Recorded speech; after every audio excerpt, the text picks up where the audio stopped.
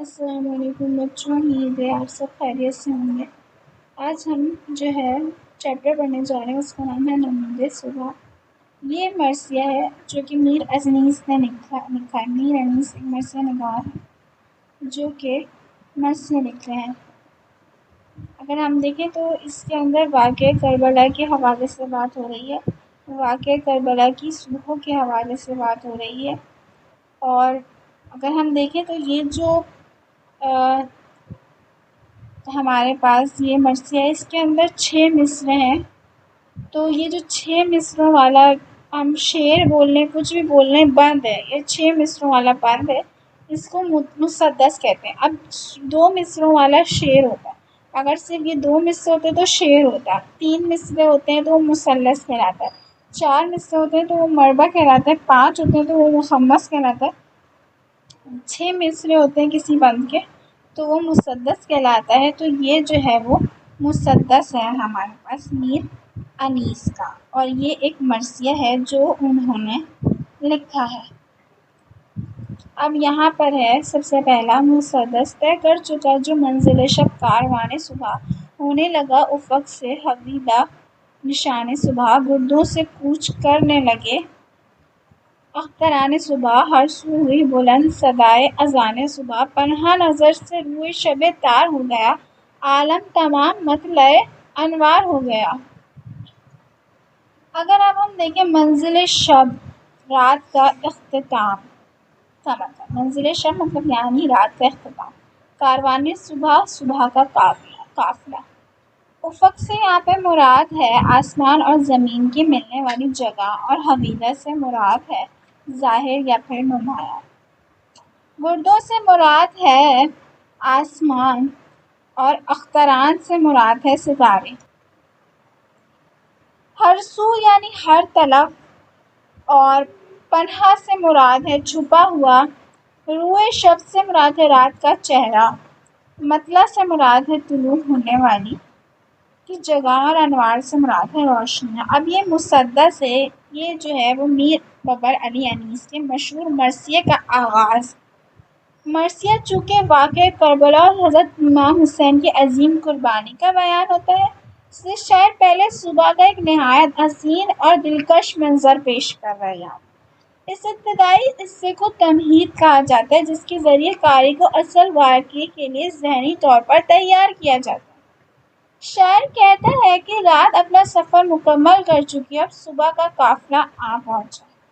مشرق کے افق پر صبح کی پہلی روشنی ظاہر ہونے لگی ہے، جس سے معلوم ہوتا ہے کہ ایک نئے دن کا آغاز ہو رہا ہے۔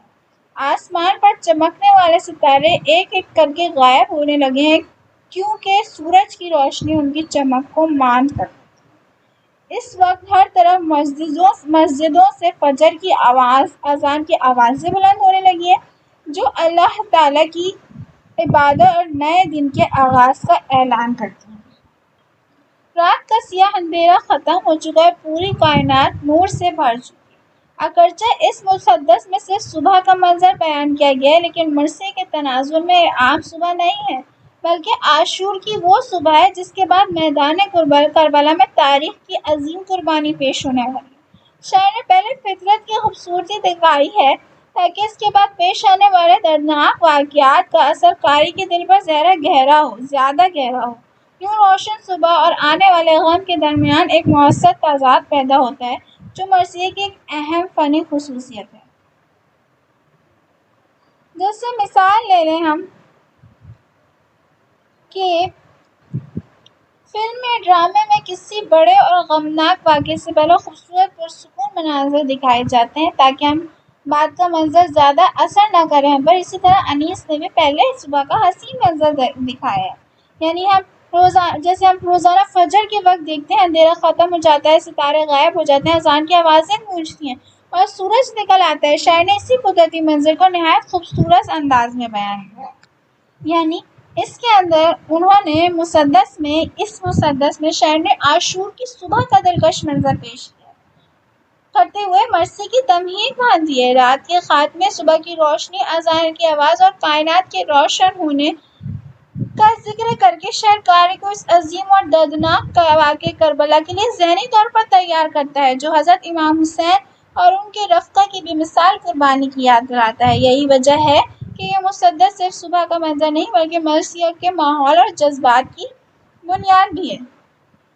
دوسری مسدس ہے: خورشید نے جو رخ سے اٹھائی نقاب شب، در کھل گیا سحر کا ہوا بندے باب شب، انجم کی فرد فرد سے لے کر حساب شب، دفتر گشائے صبح نے الٹی کتاب شب، گردوں پہ رنگ چہرہ مہتاب فک ہوا، سلطان غرب و شرق کا نظم و نسق ہوا۔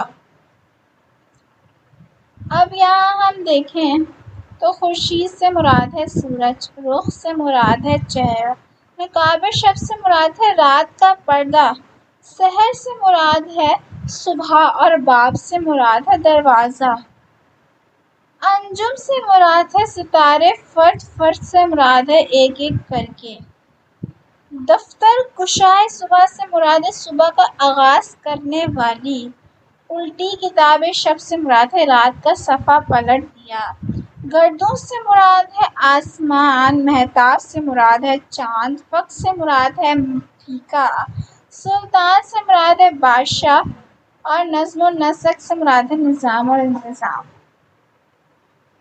اب یہ اس مسدس میں مرزا بابر علی انیس صبح کے طلوع ہونے کا نہایت دلکش منظر پیش کرتے ہیں۔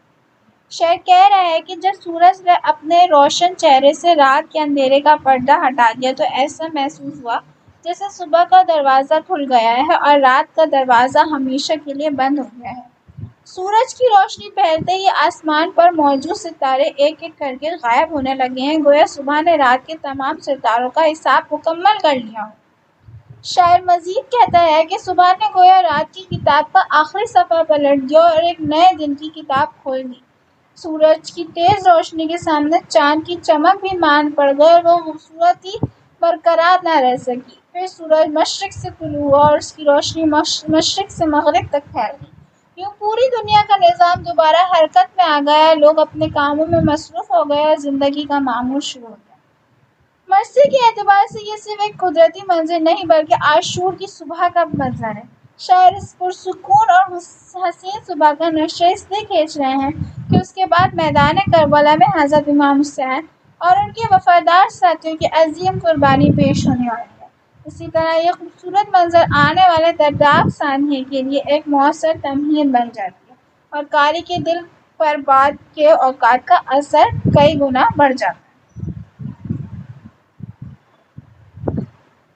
یعنی دیکھیں تو اس مسدس میں میر بابر علی انیس نے عاشور کی صبح کا عظیم منظر پیش کیا ہے۔ سورج کے طلوع ہونے سے رات کا اندھیرا ختم ہو جاتا ہے، ستارے اور چاند اپنی چمک کھو دیتے ہیں، پوری کائنات ایک نئے دن کے استقبال کرنے کے لیے تیار ہو جاتی ہے۔ منظر کے تناظر میں خوبصورت منظر دراصل واقعہ کربلا کی تمہید ہے، جو آنے والے عظیم سانحے اور حضرت امام حسین کی بے مثال قربانی کے لیے قاری کے دل و دماغ کو تیار کرتا ہے۔ یوں گلشن فلک سے ستارے ہوئے رواں، چن لے چمن سے پھولوں کو جس طرح باغباں، آئی بہار میں گرے مہتاب پر خزاں، مرجھا کے رہ گئے ثمر و شاخ کہکشاں، دکھلائے طور باد سحر نے سمن کے، پس مردہ ہو کے رہ گئے گنچے نجوم۔ یہاں گلشن فلک سے مراد ہے آسمان کا باغ، رواں سے مراد ہے روانہ، چمن یعنی باغ، باغباں یعنی مالی، گلے مہتاب سے مراد ہے چاند، اور خزاں سے مراد ہے مرجھانے کا موسم، شاخ کہکشاں سے مراد ہے کہکشاں کی شاخیں، باد سحر سے مراد ہے صبح کی ٹھنڈی ہوا، اور سمون سے مراد ہے سخت گرم ہوا، طور سے مراد ہے انداز، اور پس مردہ سے مراد ہے مرجھایا ہوا، غنچے سے مراد ہے کلیاں، نجوم سے مراد ہے ستارے۔ اس مسدس میں میر بابر علی انیس عاشور کی صبح کے دلکش مناظر کو نہایت خوبصورتی سے بیان کرتے ہیں۔ شاعر کہتا ہے کہ جب صبح نمودار ہوئی تو آسمان کے ستارے اس طرح ایک ایک کر کے غائب ہونے لگے جیسے کوئی مالی باغ سے پھول چن کر لے جاتا ہے۔ اس تشبیہ سے شاعر نے ستاروں کو دھیرے دھیرے اوجھل ہونے کا منظر بہت مؤثر انداز میں پیش کیا۔ اس کے بعد شاعر بیان کرتا ہے کہ رات کا حسین چاند جو رات کی بہار اور رونق تھا، صبح کی آمد پر خزاں رسیدہ پھول کی طرح اپنی چمک کھو بیٹھا۔ سورج کی روشنی کے سامنے اس کی روشنی مان پڑ گئی، پھر کہکشاں کے ستارے ایسے معلوم ہونے لگے جیسے درخت کے پھل اور شاخیں مرجھا گئی ہوں۔ صبح کی ہوا نے ایسا اثر دکھایا کہ آسمان کے ستارے مرجھائے ہوئے کلیوں کی مانند دکھائی دینے لگے۔ مسیح کی تناظر میں یہ صرف قدرتی منظر ہی نہیں بلکہ اس کے اندر ایک گہرا اشارہ بھی پوشیدہ ہے۔ اچھا جی، آپ نے کانسیپٹ تو پورا پڑھ لیا، لیکن بھائی پریکٹس کہاں سے کرو گے؟ تو اس پریکٹس کے مسئلے کو حل کرنے کے لیے پنجاب کا منجر آپ سب لوگوں کے لیے لے کے آ رہا ہے بالکل ایگزام ڈکٹو copy related practice grand test. اس کے اندر فزکس کے، کیمسٹری کے آپ کے سارے چیپٹر وائز ہیں۔ اگر آپ کو ایکسس کرنا ہے ابھی ڈسکرپشن میں جاؤ اور اٹینڈ کرو، جو سیکھا ہے اس کو اپلائی کرو، تبھی تو مارکس آئیں گے، ٹھیک ہے؟ اس کے علاوہ اگر آپ کو نوٹ چاہیے، آپ نے کہا سر لیکچر تو بہت بڑا ہے، ہمیں پیپر کی تیاری کرنی ہے، تو اس کے لیے اگر آپ کو نوٹس چاہیے، آپ ہمارے نوٹس بالکل یہ ہائی کوالٹی والے پریمیم لے سکتے ہیں، استعمال کر سکتے ہیں۔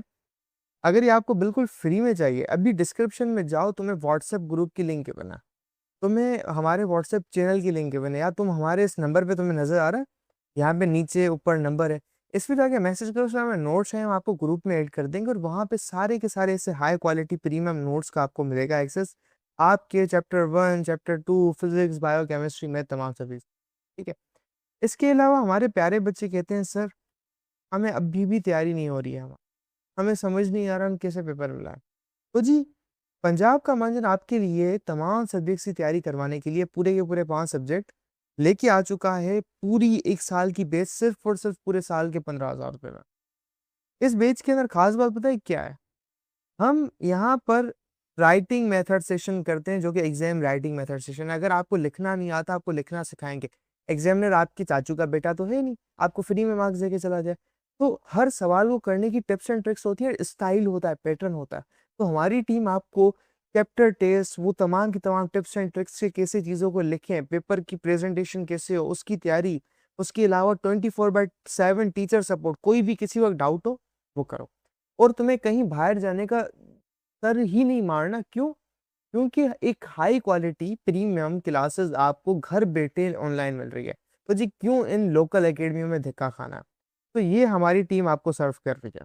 شاعر اس حسین صبح کا نقشہ اسی لیے کھینچ رہے کہ چند ہی لمحوں بعد اسی دن میدان کربلا میں حضرت امام حسین اور ان کے جانثار ساتھیوں کی عظیم قربانی پیش ہونے والی ہے۔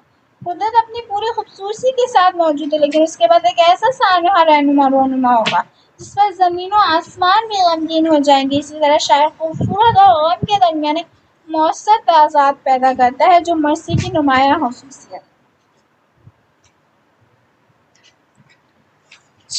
چھپنا وہ ماہتاب کا وہ صبح کا ظہور، یاد خدا میں زمزمہ پردازی طیور، وہ رونق اور وہ سرد ہوا، وہ فضا وہ نور، خنکی ہو جس سے چشم و قلب کو سرور، انسان زمین پہ محو، ملک آسمان پر، جاری تھا ذکر قدرت حق ہر زبان پر۔ اگر ہم اس کی بات کریں تو یہاں پہ ماہتاب سے مراد ہے چاند، ظہور سے مراد ہے ظاہر ہونا، نمودار ہونا، زمزمہ سے مراد ہے خوشگوار آواز، پردازی طیور سے مراد ہے پرندوں کو چہچہانا،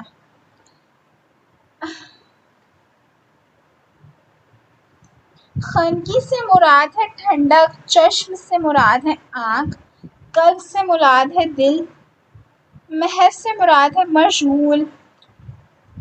اب اس کے اندر شاعر اس مسدس میں میر مرزا ببر علی انیس عاشور کی صبح کی روح پرور فضا کا نہایت دلکش نقشہ کھینچتا ہے۔ شاعر بیان کرتا ہے کہ جیسے ہی صبح طلوع ہوئی، چاند کی روشنی چھپ گئی، کیونکہ سورج کی کرنوں نے ہر طرف اجالا پھیلا دیا۔ اس وقت پرندے اپنے سریلی آوازوں میں چہچہانے لگے۔ شاعر ان کی آوازوں کو اللہ تعالیٰ کی حمد و ثنا سے تعبیر کرتا ہے، گویا وہ بھی اپنا خالق کی عظمت بیان کر رہے ہوں۔ شاعر آگے کہتا ہے کہ صبح کی فضا انتہائی خوشگوار تھی، ٹھنڈی ہوا چل رہی تھی، ہر طرف نور پھیلا ہوا تھا اور ایسا سکون تھا کہ آنکھوں کو راحت اور دل کو خوشی محسوس ہو رہی تھی۔ قدرت کا ہر منظر انسان کو اللہ تعالیٰ کی قدرت کا احساس دلا رہا تھا۔ آخر میں شاعر ایک نہایت خوبصورت خیال پیش کرتا ہے کہ صرف زمین پر رہنے والے انسان ہی اللہ تعالیٰ کی یاد میں مشغول نہیں تھے، بلکہ آسمان پر موجود فرشتے بھی اس کی حمد و ثنا کر رہے تھے۔ گویا زمین اور آسمان کی ہر مخلوق اپنے رب کی عظمت بیان کر رہی تھی۔ مرثیے کے اعتبار سے یہ صرف ایک خوبصورت صبح کا منظر نہیں ہے، بلکہ واقعہ کربلا سے پہلے کی پرسکون فضا ہے۔ شاعر پہلے قدرت کی خوبصورتی، عبادت اور روحانی سکون کو نمایاں کرتا ہے، پھر اس کے بعد میدان کربلا کے المناک واقعہ بیان کرتا ہے۔ لیکن یہاں پر دیکھیں، ہم نے صرف نمود صبح کے بارے میں بتائی، لیکن تو یہاں پہ ابھی ہم نے واقعہ کربلا کے حوالے سے نہیں بیان کیا۔